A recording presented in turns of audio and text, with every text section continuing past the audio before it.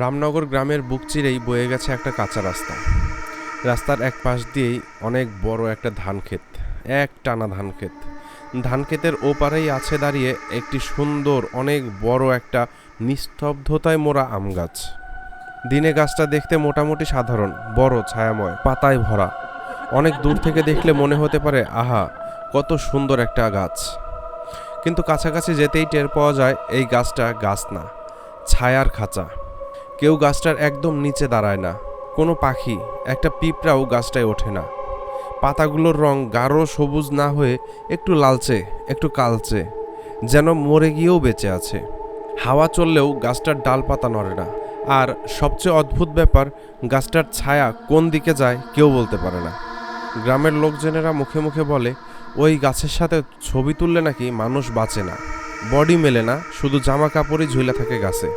কে প্রথমে মরেছিল তা কেউ জানে না। কেউ আবার গুজব ছড়ায় একজন ছেলে ছিল, পড়াশোনায় ভালো, পিকনিক করতে গেছিল, একটা ছবি তুলেছিল, আর ফেরে নাই। কই গেল লাশ? গাছে তার গেঞ্জিটা ঝুলেছিল, রক্তে ভেজা, মানুষটা গায়েব। এরপর থেকে এই গাছটার নাম হয়ে যায় মানুষ খেকো ছবির গাছ। গল্প এখানেই শেষ না। এই গল্প শুরু হয় সেদিন যেদিন শহর থেকে একটা ফটোগ্রাফার আসে গ্রামে। নাম আবির। চুপচাপ ভদ্র ছেলে, ক্যামেরা হাতে নিয়ে ঘোরাঘুরি করে, প্রকৃতির ছবি তোলে।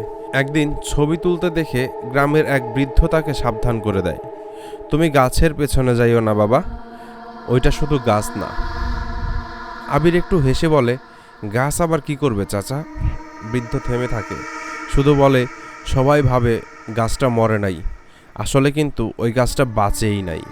দুপুরবেলা তীব্র রোদ পেরিয়ে একটু ঠান্ডা বাতাসে আবির হেঁটে হেঁটে সেই আম গাছের দিকেই যায়। দেখতে সত্যিই অসাধারণ, কিন্তু কাছাকাছি যেতেই কিছু একটা বদলে যায়। বাতাস থেমে যায়, চারপাশের ঝিঝি ডেকে ওঠা বন্ধ হয়ে যায়। গাছটার পাতা একটুও নড়ে না। গাছটা গন্ধ, পুরনো লাশের গন্ধ যেন মিশে থাকে হাওয়ায়। আবিরের কাঁধ শিউরে ওঠে, ক্যামেরাটা অন করে।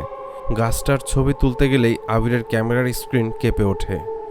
হঠাৎ করেই ক্যামেরার লেন্সে সে দেখে একটা লাল চোখ গাছের মাঝে তাকিয়ে আছে। আবির চোখ সরিয়ে আশেপাশে দেখে কিছুই নেই। আবার লেন্সে তাকায়, আবারও লেন্সে তাকায়, এইবার কিছু দেখা যায় না। তবুও গলার ভিতরে একটা অন্যরকম চাপ অনুভব করে। তারপরেও সে ছবি তোলে। তখনই হঠাৎ ক্যামেরার স্ক্রিন কালো হয়ে যায়। ওই দিন রাতে গেস্ট হাউসের একটা পুরনো ঘরে আবির ঘুমাচ্ছিল। হঠাৎ একটা আওয়াজে তার ঘুম ভেঙে যায়। আওয়াজটা জানালার বাইরে থেকে আসছে। কেউ ফিসফিস করে বলছে, ছবি তুললি? আবির জানালার দিকে তাকালো। একটা ছায়া দাঁড়িয়ে, লম্বা, বিকট গড়ন, মাথায় শিং, চোখ লালচে টকটকে, আর দাঁতের ফাঁকা দিয়ে গলা দিয়ে রক্ত চুইয়ে পড়ছে। সে চিৎকার করতে চায় কিন্তু পারে না। শ্বাস আটকে আসে, বুকের ওপর যেন কেউ বসে আছে।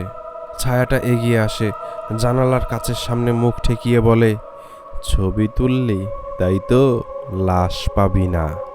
আর তখনই বিদ্যুৎ চলে যায়। পরদিন সকালে গেস্ট হাউসের লোকেরা দেখে আবির বাহিরে মাটিতে পড়ে আছে অচেতন অবস্থায়। তাকে তোলা হয়, পিঠে আঁচড়ের দাগ, আর তার ক্যামেরার মেমোরি কার্ডে সব ছবি আছে, শুধু ওই গাছের ছবিটাই নেই। শুধু একটা ফাইল, ইমেজ ডেথ। এটাতে ক্লিক করলেই একটা লেখা ভেসে আসে, এই তো শুরু। আবির গেস্ট হাউসে বিছানার উপরে চুপচাপ বসে আছে। তার চোখের নিচে কালি, মুখ শুকনা হয়ে গেছে। সেই রাতের পর থেকে ঘুমাতে পারে না। একটা ভয় গলা টিপে ধরে রাখে সারাক্ষণ। কেউ কিছু না বললেও তার ভেতরের একটা জিনিস পরিষ্কার, ওই গাছের ছবি তোলার পর কিছু একটা খারাপ হচ্ছে ওর সাথে। গেস্ট হাউসের মালিক বয়স্ক একজন লোক, নাম ছিল নাসিম উদ্দিন। নাসিম চাচা সকালে এসে বলল, তুমি ওই গাছের কাছে গেছিলা তাই না? আবির কিছু না বলেই শুধু মাথা নিচু করে বসে থাকে। নাসিম চাচা একটু চুপ করে থাকে, বলে, ছবি তুলছো তাইলে তুমি? এখন আর খালি চোখে কিছুই দেখা যাবে না রে বাবা, কিন্তু ও তোমার আশেপাশেই আছে। আবির বলল, চাচা আমি জানি না কেন আমি গাছের ছবি তুললাম, কিন্তু আমার ক্যামেরায় ছবিটা নেই। একটা অদ্ভুত ফাইল বানায় রাখছে কেউ। চাচা এবার আবার হেসে বলে, ও কেউ না বাবা, ও মানুষ না, ও গাছও না, ও দম বন্ধ করা একটা অভিশাপ। আবির একটু সাহস করে বলে, চাচা একটু খোলাসা করে বলেন তো এই গাছটা এমন কেন? নাসিম চাচা ধীরে ধীরে বলতে শুরু করলো, অনেক বছর আগের কথা। ওই গাছের ডাল থেকে একটা ছেলে ফাঁসি দিয়েছিল। কাউরে ভালোবাসতো, জান পরাণ দিয়া ভালোবাসতো, কিন্তু তারে না পাওয়ার বেদনায় মেয়ের পরিবার থেকে মাইনা নিছিল না। সেই না পাওয়ার বেদনায় সে ওই গাছের সাথে গলায় দড়ি দিয়া মরে, আত্মহত্যা করে। তারপর ওই গাছে শুরু হইল এই সব গন্ডগোল। প্রথম বছরেই এক মেয়ের ছবি তুলতে গিয়ে হারায়। তারপর একে একে 4জন 5জন। কেউ আর ওই গাছের ছবি তোলে না এখন। তুললে মানুষ নাই, জামা কাপড় গাছের ডালে ঝুলে থাকে। আবির চুপচাপ শুনে গেল। সেদিন রাতে আবার এক অদ্ভুত অনুভূতি নিয়ে সে ঘুমাতে গেল। ঘড়িতে তখন ঠিক 2টা বাজে। ঘুমিয়ে যাবার ঠিক আগে সে জানালার পাশে দাঁড়ায় একটু ঠান্ডা হাওয়া খাওয়ার জন্য। চাঁদের আলো খুব সুন্দরভাবে পড়েছে। তবে হঠাৎ একটা আওয়াজ কানে আসে, খট খট খট করে ওঠে। এই আওয়াজটা ক্যামেরা দিয়ে ছবি তোলার সময় যে শাটারের মতো শব্দ হয় না, সেই শব্দটা। আবির তাকিয়ে দেখে তার টেবিলে রাখা ক্যামেরাটা আপনা আপনি চালু হয়ে গেছে। স্ক্রিনে একটার পর একটা ছবি আসছে, গাছের ছায়ার, একটা লাল চোখের, আর একটা বিকৃত মুখের ছবি। আর শেষে স্ক্রিনে আসে একটা লেখা, ছবি তুলে তুমি পালাইবা কই? আবির আতঙ্কে পিছিয়ে যায়। ঠিক তখনই ঘরের এক কোণ থেকে একটা নিঃশ্বাসের আওয়াজ আসে। সে পেছনে ফিরে তাকায়, কেউ নাই, কিন্তু গন্ধটা সেই পচা রক্তের মতোই। সকালে আবার নাসিম চাচার কাছে যায় আবির। চাচা এবার তাকে সরাসরি বলেন, তুমি এখানে আর একা না, তুমি এখন আর একা না। তোমার পাশে কিছু আছে যেটা কামড় দিতেও পারে, শ্বাসও বন্ধ করতে পারে। এখন একটা লোক আছে যিনি সাহায্য করতে পারেন। উনি হচ্ছেন কবিরাজ হেলাল। আবির বলে, উনি কি এই ভূতের কিছু করতে পারবেন? নাসিম চাচা হাসলো নাকি কাঁদলো বোঝা গেল না। চেষ্টা করলে হইতেও পারে, কিন্তু যে গাছটা মানুষ খায় তারে থামানো সহজ না বাবা। নাসিম চাচা আবিরকে নিয়ে গেল একটা পুরনো মাটির ঘরের সামনে। জায়গাটা একটু ভিতরের দিকে, লোকচক্ষুর আড়ালে।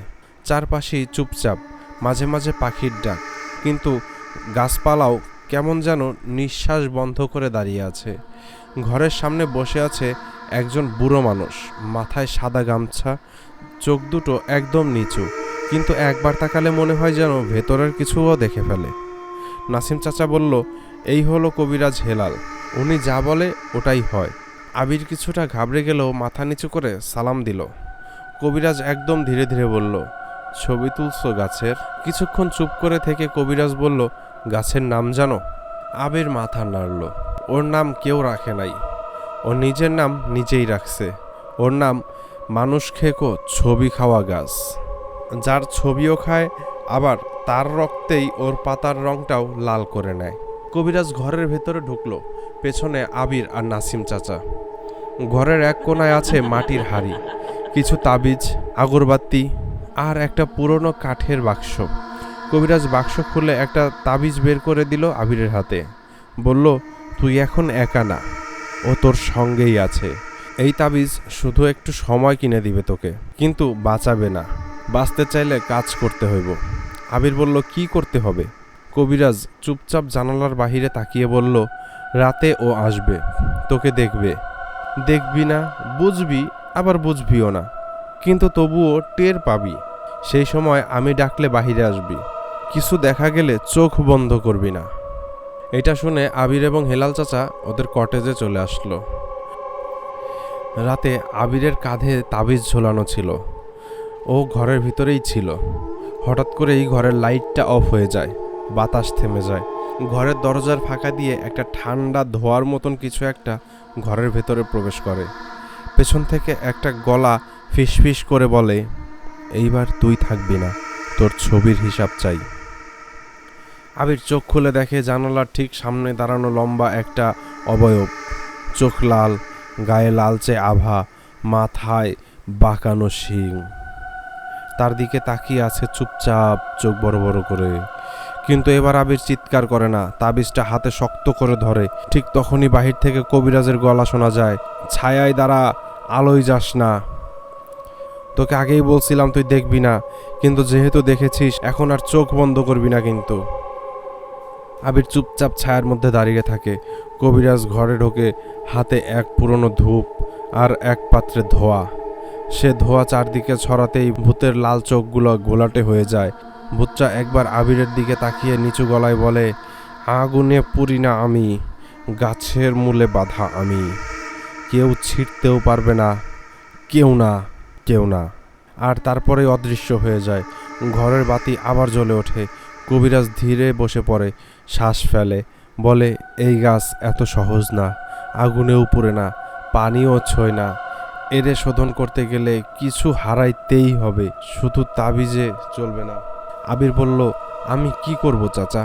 কবিরাজ চুপ করে থেকে বলে, তুই এই গাছের ছবি তুলছিস, তুই এখন এর মালিক হইছিস, তোর হাতেই এর শেষ বিচার। ভোরের আলোয় একটু একটু করে গ্রামের কুয়াশা ছিঁড়ে দিচ্ছে। আবির কবিরাজ হেলালের উঠানে বসে আছে। তার চোখ লাল, যেন অনেক বছর ঘুমায়নি। কবিরাজ একটা তামার পাত্রে পানি রেখেছে, তার মধ্যে ধোঁয়া উঠছে। আবির জিজ্ঞাসা করে, এই গাছটা এমন কেন চাচা? শুধু ছবি তুললেই লাশ নাই হয় কেন? আর জামা কাপড় গাছের ডালে ঝুলে থাকে কেন? কবিরাজ অনেকক্ষণ চুপ হয়ে বসে থাকে, তারপর বলে, তুই এখন যা শুনবি মনে রাখিস, এই গাছ গাছ না, একটা পাপের শরীর। অনেক বছর আগের কথা। এই গ্রামে থাকতো এক ছেলে, নাম নাদিম। চুপচাপ, একটু এলোমেলো ধরনের, কিন্তু মন্দ না। সে ভালোবাসতো এক মেয়েকে, নাম তার সুলতানা। সুলতানা ছিল খুব সুন্দরী, গ্রামের একজন জমিদার শ্রেণীর পরিবারের মেয়ে। নাদিমের সঙ্গে তার প্রেমটা লুকিয়েছিল। গ্রামের মানুষ টের পায়, আর একদিন মেয়ের বাবা নাদিমকে ধরে ফেলে, ধরে আনে সবার সামনে। বিনা বিচারেই মারধর হয়, অপমানিত হয় নাদিম। সেদিন বিকালেই সে কোনো কথা না বলেই চলে যায়। রাতে সবাই যখন ঘুমায়, সে সেই আম গাছটার ডালে একটা দড়ি বেঁধে নিজেই গলায় ফাঁসি দেয়। পরদিন সকালে লোকজন দেখে নাদিম ঝুলছে, মুখ থেতলে গেছে, চোখ খোলা, আর চোখের ভেতরে লালচে একটা আলো। তার পকেটে একটা চিঠি ছিল, আমার শরীর থাকলো এই গাছে, কিন্তু আমার চোখ কেউ যেন ভুলে না। কেউ আমার ছবি তুললে আমি তার শরীর নেব, জামা কাপড় রেখে দেব, যেমন আমার শরীর ঝুলে থাকলো এই ডালে। এরপর থেকেই শুরু। প্রথমে এক মেয়ে সেলফি তোলে, রাতেই নিখোঁজ, সকালে ওর ওড়না ঝুলেছিল গাছে। 2 মাস পরে আবার এক ছেলে ছবি তোলে ডিএসএলআর দিয়েই, তার শার্ট পাওয়া যায় ওই গাছের ডালে। গাছে গন্ধ থাকে পচা রক্তের, কিন্তু মানুষটা গায়েব। কবিরাজ এবার উঠে দাঁড়ায়, পেছনে থাকা একটা পুরনো কাঠের বাক্স থেকে একটা ফাঁসির দড়ি বের করে। দড়িটা অনেক পুরনো, ময়লা। সে বলে, এইটাই হইল নাদিমের গলার দড়ি। ওর মা মরার আগে এই দড়িটা আমাকে দিয়েছিল। বলার ছিল, এইটা যদি কেউ দেখায় তখন গাছটা কাঁপে। আবির জিজ্ঞেস করে, মানে গাছটা ভয় পায় এটা দেখলে? কবিরাজ এক চোখে তাকিয়ে বলে, না, গাছটা খুশি হয়। ও জানে এটা দিলে সে তার শরীরের কাছে চলে আসতে পারে। এখন পর্যন্ত কেউ এই গাছের সাথে পার পায়নি। তোর হাতে যেহেতু ছবি তোলা হইছে, তুই এখন এই অভিশাপের কেন্দ্র। তুই শেষ আসার মতো। তুই না পারলে এই গাছ একে একে পুরো গ্রাম খেয়ে ফেলবে। আবির এবার শক্ত হয়ে দাঁড়ায়। সে জানে সামনে যা আসবে তা ভয়ঙ্কর, কিন্তু সে জানে পালানোর পথ নেই। রামনগর গ্রামে ভোরবেলায় একটু অদ্ভুত হাওয়া বইছে। সবচেয়ে অদ্ভুত বিষয়, মুরগি ডাকেনি। গ্রামের মানুষ বলাবলি করতে লাগলো, পাখি ডাকে না কেন, এত চুপচাপ লাগে কেন? আগের রাতে কুকুরগুলোও তেমন চিৎকার করেনি। নাসিম চাচা সকালবেলা দৌড়াতে দৌড়াতে কবিরাজ হেলালের বাড়িতে আসে। হাঁপাতে হাঁপাতে বলে, চাচা, সেই গাছের নিচে আবার একটা জামা ঝুলতেছে, আজ সকালে দেখছি। কবিরাজ তাড়াতাড়ি উঠে দাঁড়ায়। আবিরও আর বসে থাকতে পারে না। তারা 3 জন একসাথে রওনা দেয় সেই গাছটার দিকে। রাস্তায় মানুষের ভিড় জমে গেছে। কেউ চুপচাপ তাকিয়ে আছে, আবার কেউ চোখ নামিয়ে চলে যাচ্ছে। গাছের নিচে একটা ছেঁড়া জামা, গায়ে লালচে দাগ। আর পাশের গ্রামের একটা ছেলেকে খুঁজে পাওয়া যাচ্ছে না। নাম রবি, বয়স 17 থেকে 18, গ্রামেরই ছেলে। আগের দিন নাকি মোবাইলে সেলফি তুলেছিল এবং সেই সেলফিতে নাকি এই গাছটার ছবি উঠেছিল। আবির গিয়ে দাঁড়ায় গাছের একটু দূরে। তার মাথা ধাক্কা খায়। সে জানে এখন শুধু সে না, এই অভিশাপ অন্যদের গায়েও লেগেছে। কবিরাজ ধীরে ধীরে বলল, তুই যতক্ষণ এই গাছের ছবি রাখবি ততক্ষণ এই গাছ মানুষের শরীর খেতে থাকবে। গাছ শরীর খায় না আসলে, সে চেহারা খায়, সে ছবি খায়। যাকে ও চিনে ফেলে তার রক্ত খায়, দেহ লুকায়, কাপড় ঝুলায়। আবির এবার নিজের ব্যাগ খুলে দেখে তার ক্যামেরা আবারও নিজে নিজে চালু হয়ে গেছে। স্ক্রিনে বারবার একটা নামই ভেসে আসতেছে, ইমেজ লস্ট। আর কিছু বুঝে ওঠার আগেই ক্যামেরার স্ক্রিন আবার চালু হয়ে যায়। রবির মুখের ছবি ভেসে ওঠে, চোখ বন্ধ, আর পেছনে সেই ছায়ামূর্তির লাল চোখে দাঁড়িয়ে আছে। কবিরাজ বলে, আজ রাতেই আমরা আবার আসব, এই গাছটার নিচেই বসবো। যদি গাছের আত্মা আসে তাহলে আমি তার সাথে কথা বলার চেষ্টা করব, তুই থাকবি আমার পাশে। আবির বলে, যদি সে আমাকেও নিয়ে যায়? কবিরাজ হেসে বলে, তুই তার ছবি তুলছিস, তুই তার প্রথম চিহ্ন। সে তোর শরীর নিলে তার খিদা মিটবে না, তাই ও তোকে নিয়ে খেলতে চায়। রাত আসলো, পৃথিবীটা কেমন অচেনা লাগে। নাসিম চাচা আর আসেনি, কেউ আর গাছের দিকে তাকায় না। আবির আর কবিরাজ হেলাল দুজনে গাছের একটু দূরে দাঁড়িয়ে আছে। গাছের ডাল কোনোভাবেই নড়ছে না, বাতাস বইছে তবুও নড়ে না। চারপাশ এত চুপচাপ, মনে হচ্ছে কেউ জানি ফিস ফিস করে বলছে, আবার দেখা হবে, এবার পালাইতে পারবি না রে। ঠিক তখনই গাছের মাথার ডালের ফাঁকে দেখা গেল লাল দুটো চোখ, আগের চেয়েও বড়, আগের চেয়েও ভয়ঙ্কর। আর গাছের পাতা একটু একটু করে নড়ছে, মনে হচ্ছিল যেন গাছটা হাসছে। রাতটা যেন অনেক গভীর হয়ে গেল। গাছের নিচে দাঁড়ানো কবিরাজ, হেলাল আর আবির দুজনে অনুভব করছিল বাতাসে একটা ভারী ছাপ, মনে হচ্ছিল কারণ নিঃশ্বাস ঘাড়ের উপরে এসে এসে পড়ছে।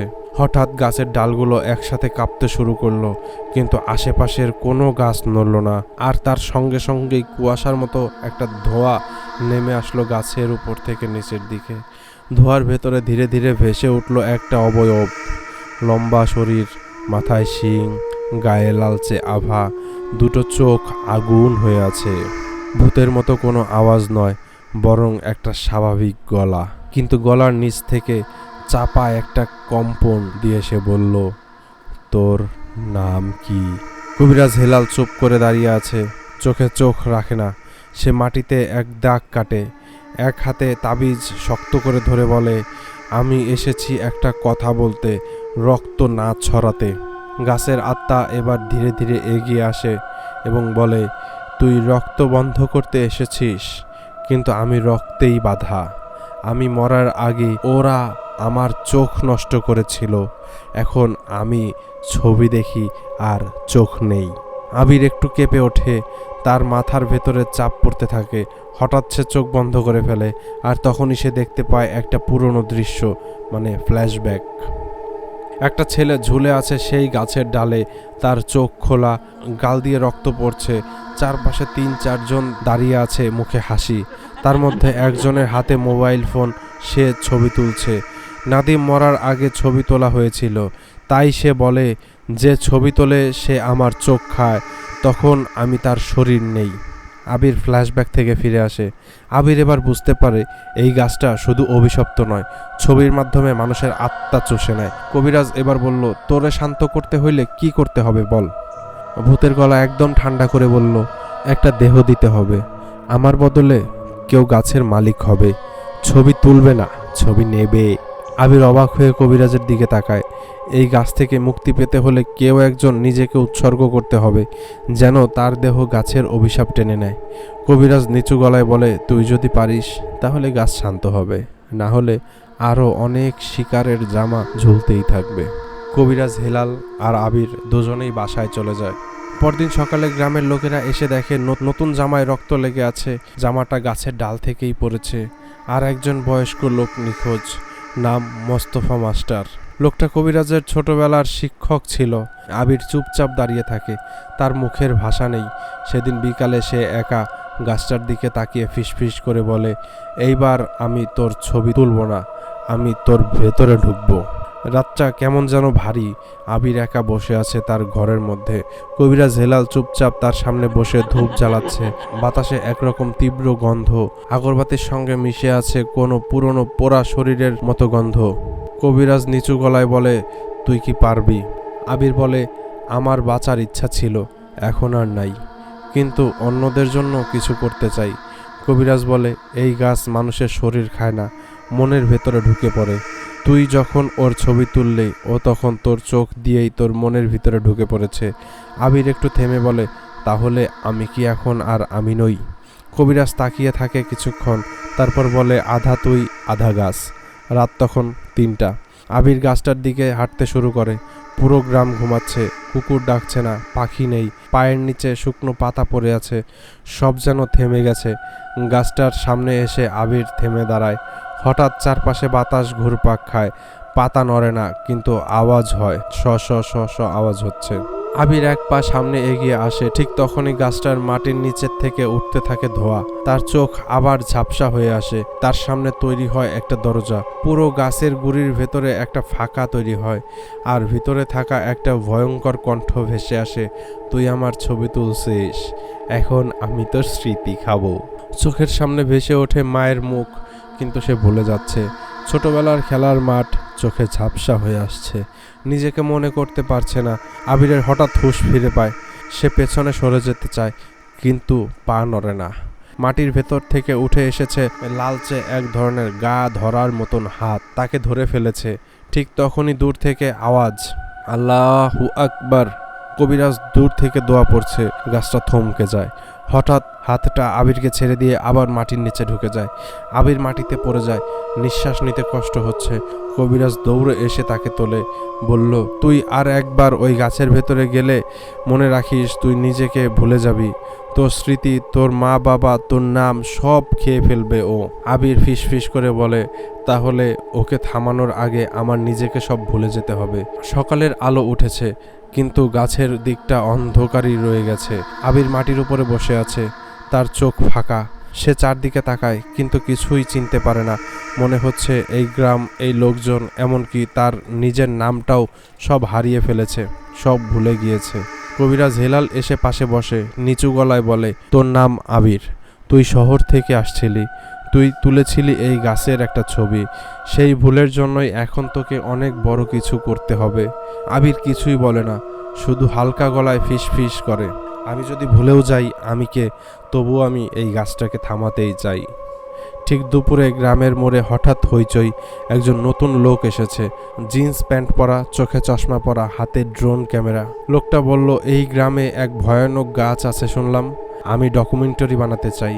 এই গাছটার ছবি তুললেই নাকি লাশ পাওয়া যায় না। কি ভয়ঙ্কর রে ভাই।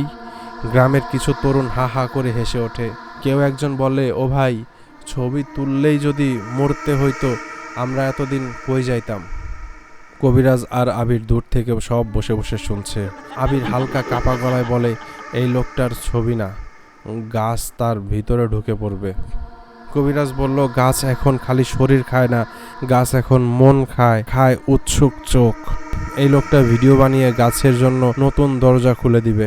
সন্ধ্যার আগেই নতুন ছেলেটা ক্যামেরা সেট করেছে এবং ড্রোন উড়াচ্ছে। হঠাৎ যখন ড্রোনটা গাছের মাথার উপর গিয়ে ঘুরতে শুরু করলো, স্ক্রিনে দেখা গেল গাছের পাতার ফাঁকে মুখ, লম্বা মুখ, শিং, টকটকে লাল চোখ আর একজোড়া কালো ঠোঁট হাসছে।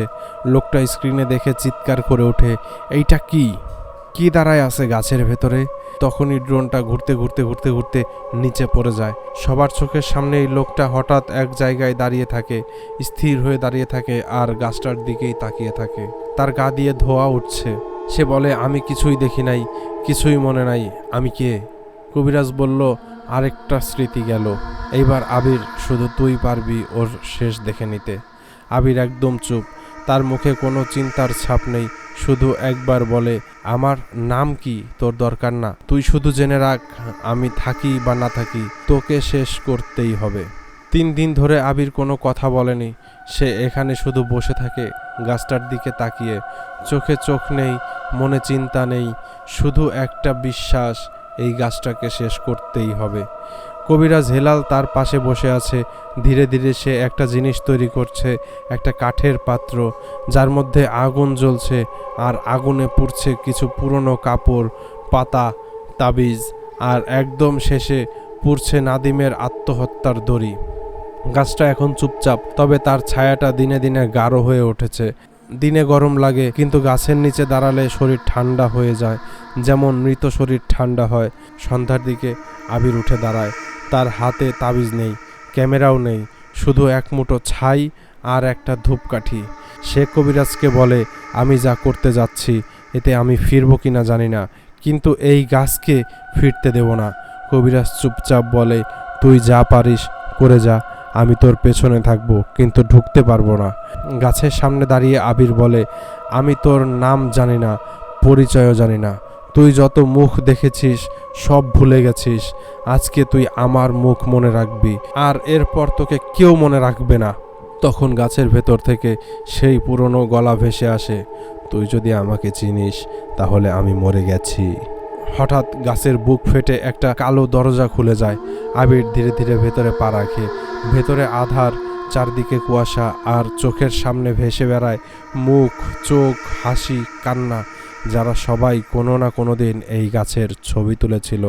হঠাৎ গাছের আত্মা সামনে এসে দাঁড়ায়, আগের চেয়েও বড়, আগের চেয়েও লাল, আগের চেয়েও ভয়ঙ্কর। তাকে দেখে মনে হয় এই রাগের কোনো শেষ নেই। আবির ধীরে ধীরে এগিয়ে আসে, তার চোখে ভয় নেই, মুখে অদ্ভুত শান্তি। সে বলে, তুই আমার মুখ মনে রাখিস, তারপর ধ্বংস হ। আর ঠিক তখনই সে ছাই ছুঁড়ে মারে ওই মুখের উপরে। একসাথে হাজারো চিৎকার, না না না, এটা করিস না। গাছ কেঁপে ওঠে, পাতা পড়ে, মাটি ফেটে যায়, আর ভেতর থেকে শুধু একটাই কথা ভেসে আসে, আমার চোখ খেও না, আমি তো শুধু ভালোবেসেছিলাম, আমার চোখ খেও না, আমি তো শুধু ভালোই বেসেছিলাম। ভোরবেলায় গ্রামের লোকজন দেখে গাছটা নেই। সেই জায়গায় শুধু একটা পোড়া গোল দাগ। মাটির উপরে পড়ে আছে একটা ক্যামেরা, ভাঙা কিন্তু ফ্রেমটা ঠিকঠাক। ছবিটা খুব ধোয়াটে, কিন্তু চোখে বোঝা যায় একটা মুখ, আবিরের মুখ।